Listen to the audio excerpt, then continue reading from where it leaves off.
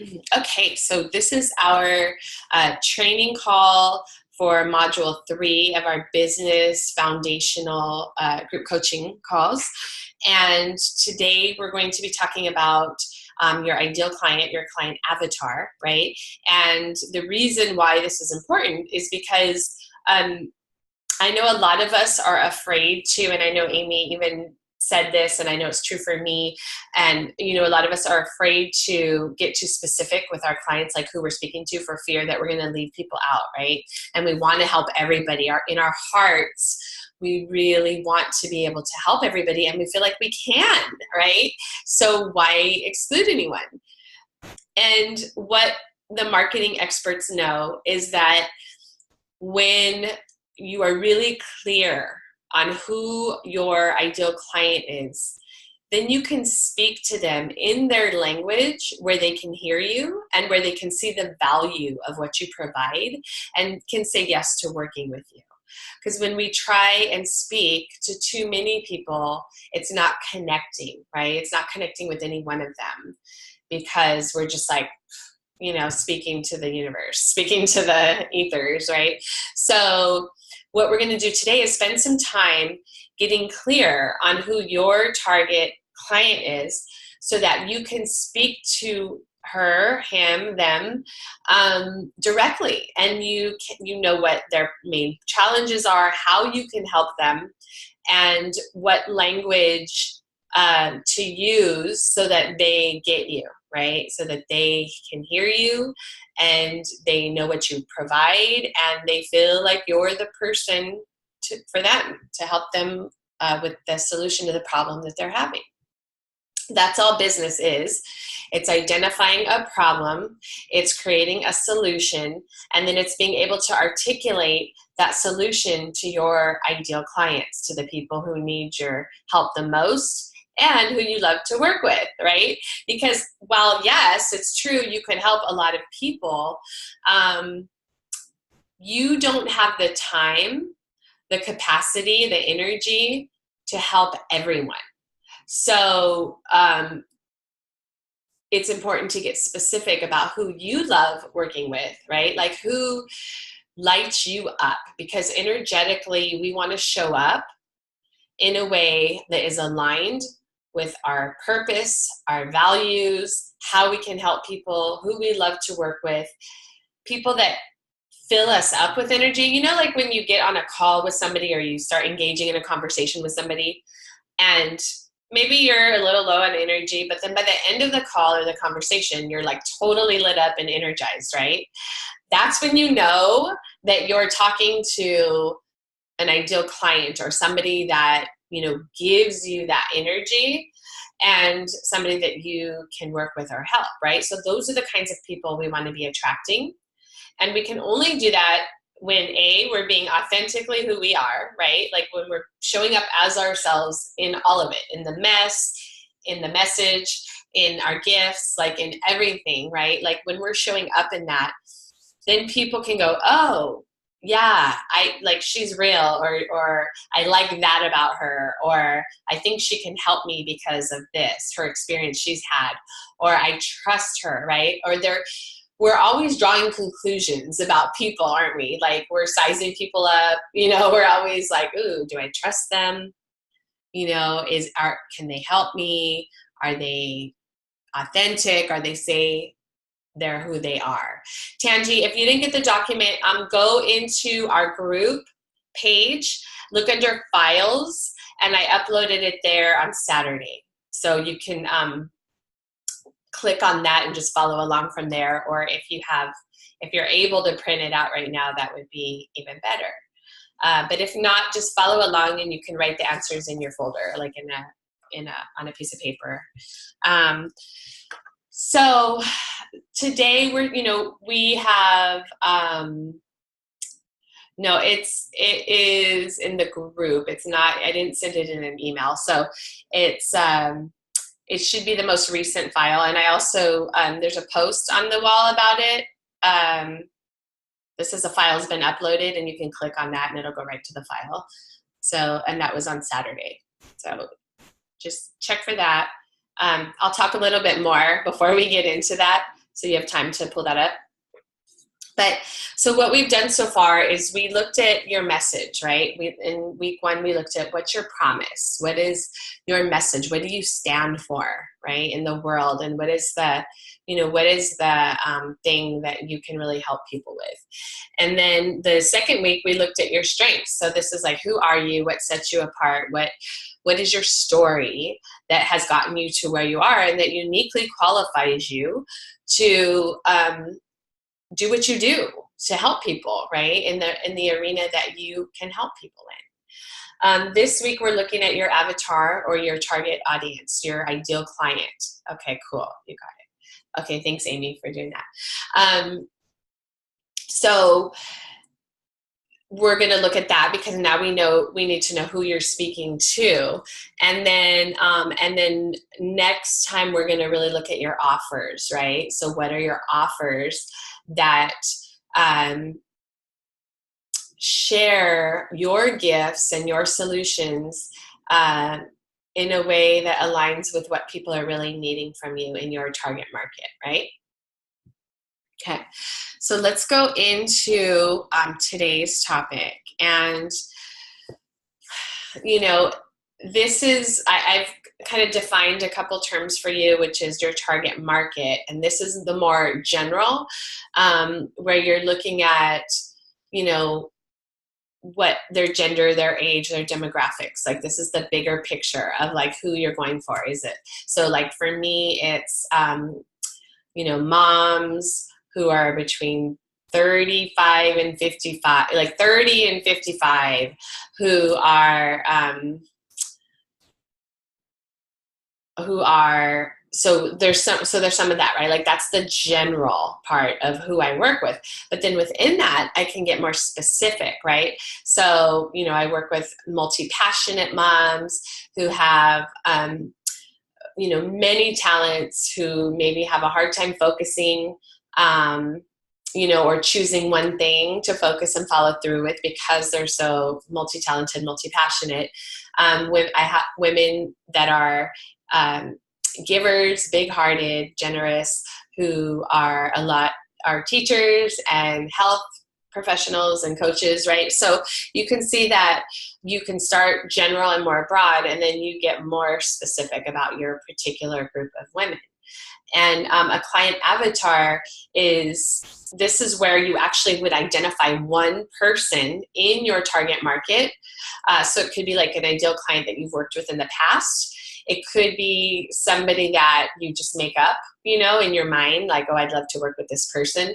Or it could be a combination of attributes from different people that you've worked with, right?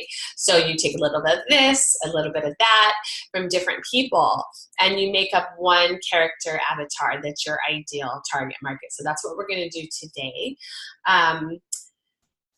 Okay, and then you could have several avatars just depending on, like if you have, there's multiple areas that you work in, or there's multiple types of people within your market, you could create a couple different avatars that you could speak to, because when you are that specific in your avatar, your messaging and your language is going to hit home for them. They're going to be like, oh, she's in my head, like she gets me, right? So that's what we're going for. Okay, so we're going to start with the bigger picture, and then we will narrow in on your client avatar. So before we do that, are there any questions yet? Is everything making sense, clear? You know what we're doing, and anything? Okay, wow, that was quick. You put Owen down before I could even see that. Okay, so if there's no questions, let's go into our sheet. And what I want you to do is, the first part is sort of general. So it's like, what is your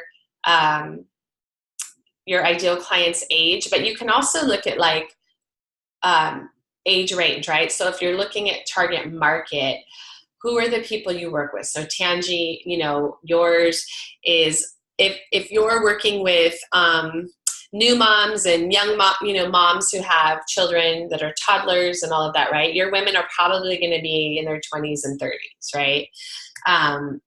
That's probably your age range of who you work with, but you can also look at like who you've worked with in the past and who comes to you, right? And look at the span of what their ages are. And then I want you to put an age range in there. Same thing for you, Amy. Like, have you done some of this already, Amy?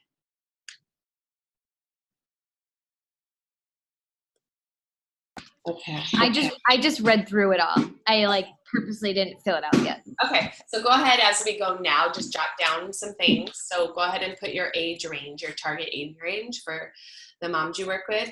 Tanji, should you do it for your living benefits or life coaching? So yeah, this is where you may have two different target markets, right? It might not be the same people that you're targeting. And so, hi, Henry. And so with that, you could do two separate ones. So why don't you just, two separate pieces of paper, just do it for both. Okay. Or just start with one and then you could do the other later if you want for this process. Like if you're not able to like think that quickly and you just want to go down with one, then choose the one that you're going to focus on primarily right now for your marketing. And then you could do the other one after that.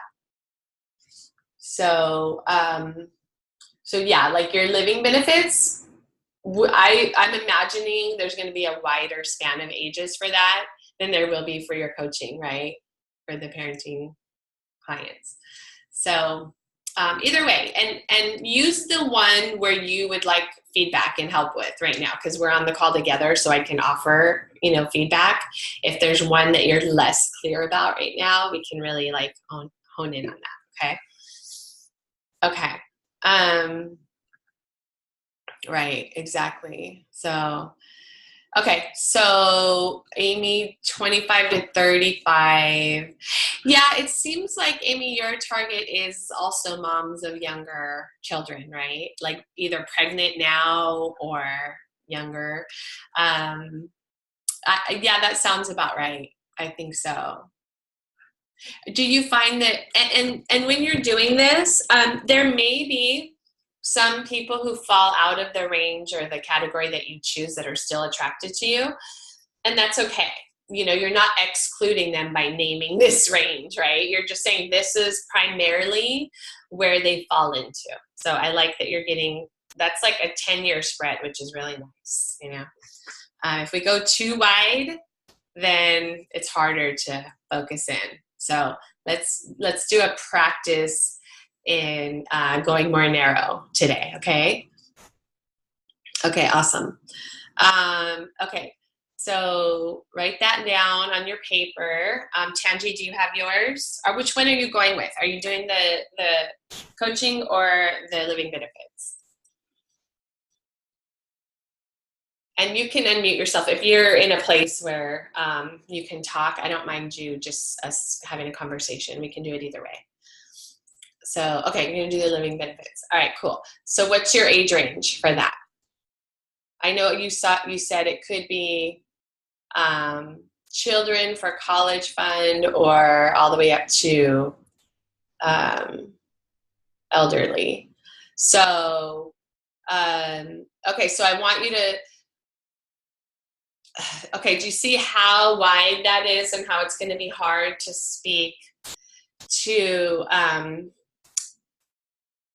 a specific group? So where we may get more narrow, because you can have some categories that are wider, but where you're going to get more narrow is like, are you speaking to women or men? Are you speaking, what is their income level, right? Things like that can help define it more and narrow it in. There can be places where you can go wide, like age range, but in other categories, I want you to really go narrow, okay?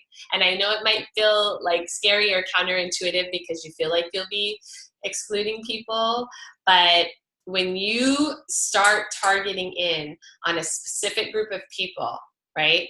And you can do this for a certain amount of time, Tanji. So let's say you were like, okay, I'm going to speak to like college kids, right? I'm going to speak to like college age people, and I'm going to talk to them specifically about why they need these living benefits. do you see how different your messaging would be than if you were speaking to retirees, right? Like people that were retired already, or people that were getting ready to retire? Totally different languaging, right? So that's why it's important to like identify and narrow more. So, right. So do you see all your language is very tentative, right? Like it depends on the goal of the client. It could be men and it could be women. It could be any age, right? Like, so it could be, but when we're just going for, like, we're just throwing darts in the dark kind of, you know what I mean? Like when you're trying to hit men and women of all ages and they could have this and they could have that. So for the purposes of this exercise, Tanji, I want you to choose who you'd really like to speak to. Is it going to be like single moms? Is it going to be retirees or people getting ready to retire? Is it going to be career women? Is it going to be young couples, right? Like young new families, couples of new families. Is it going to be college students? Like just choose something for this exercise that really speaks to you, you know, and people that you naturally attract and that are in your circles and all of that, and start there. Okay. Okay. So for recruiting, joining the business in my team, it would be 20s and 30s. For purchasing living benefits is for families. Okay, so what if you went for like young families, Tanji, and that was your target market to start with? Because here's what you do. You create a campaign that speaks specifically to young families, right? And once you feel like you've sort of like tapped that resource, or that you know, are ready to move on to another age range or group, then you can start changing your target market, your avatar, and you can change your messaging to go with that. And do you see how exciting that is? Because there's so many, you could tap into so many different sources of income, right? Like when you really target in and you go, okay.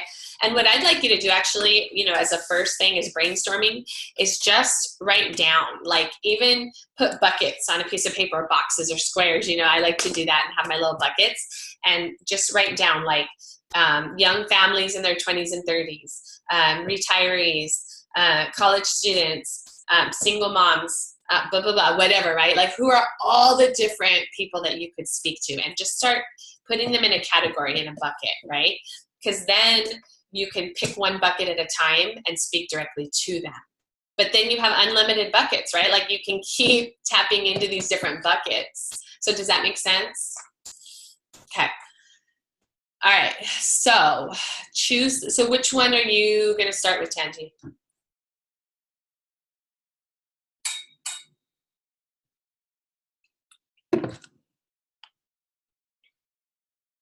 And I'm making you get specific here. I'm making you choose, because you know this is the whole point of this activity. You're going to have so much better results when you do this, when you're clear on this. So go ahead and put it in the chat. I'm going to keep moving. Okay. So then we want your ideal client's age or age range. What is their gender? Male, female. In some cases, it's true that you would be speaking to both, and that would be most beneficial. Like Tanji, in the case of if you're speaking to young families, then you are speaking to the men and the women, right? In that couple. And then we can specifically look at, like, if you are speaking to the men versus the women in a young family, and who are the decision makers, right? Because that's who you really want to speak to, are the decision makers.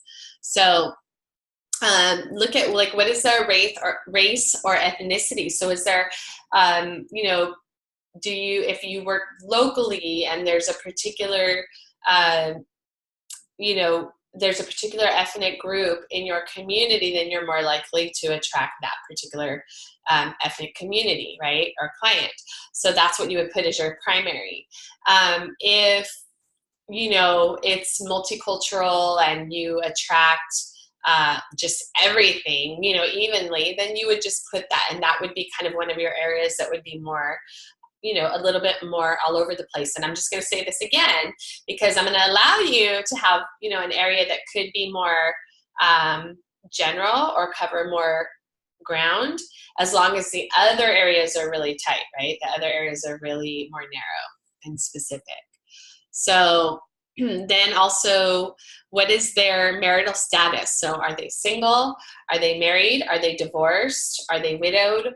Are they in a relationship? Right? Like, what is their status? And then, do they have children? And if they do, how many children do they have? And what are their ages? So is your tip, and this is where, you know, now we're talking a little bit more about avatar, right? Like your target avatar. This is where you look at a particular woman, let's say in Amy's case, you know, she is a woman in her 20s or 30s, right? 25 to 35. She probably has at least one child and maybe, you know, maybe two, right? 1 to 2 children, I would guess. That, you know, maybe one's on the way, or, you know, she, right? Like growing families, right? So, okay. And then, that's not what I wanted. Not what I wanted. Okay, what? Okay, hang on 1 second. I lost, there it is. Okay. So,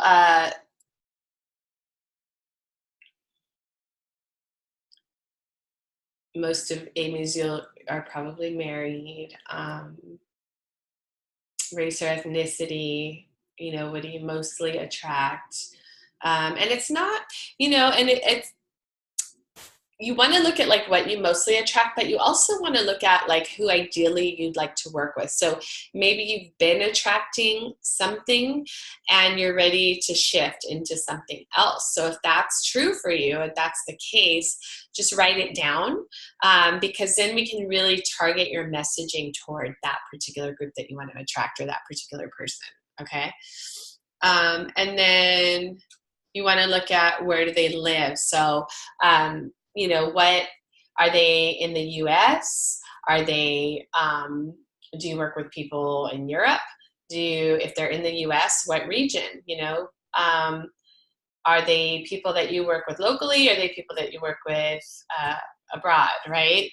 So, you know, looking at where they live can also give you a lot of insight into who they are, what they know, what their beliefs are, what their culture is, right? Like that's so important to have that information. So just kind of knowing all of that is super helpful. Okay, so Tanji, let me just do a quick check-in with you. And you are, so they're just upgrading their life insurance to living benefits. They're married. Okay, so good. So your target market is going to be young families, yes, that are married. And are they, what's their age range, Tanji?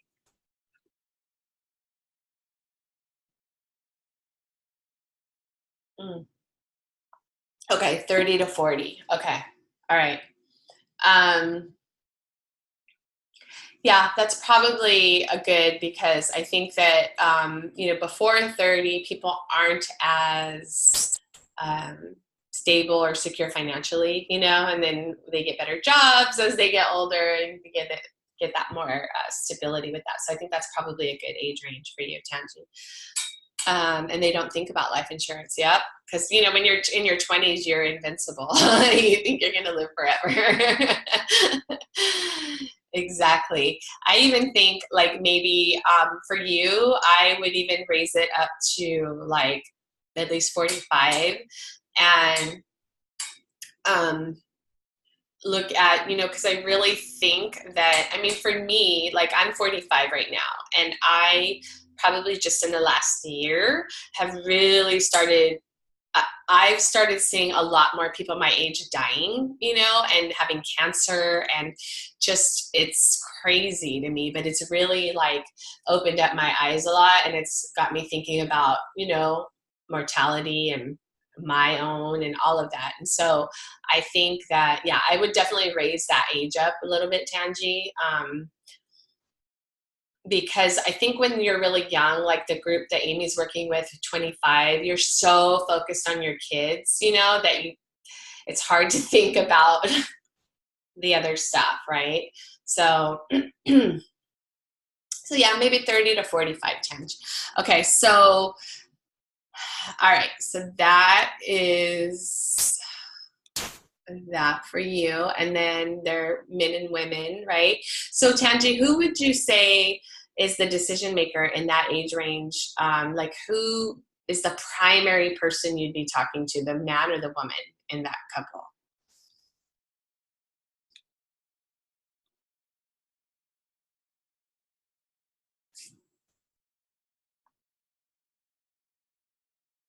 Good question. Yes, it is.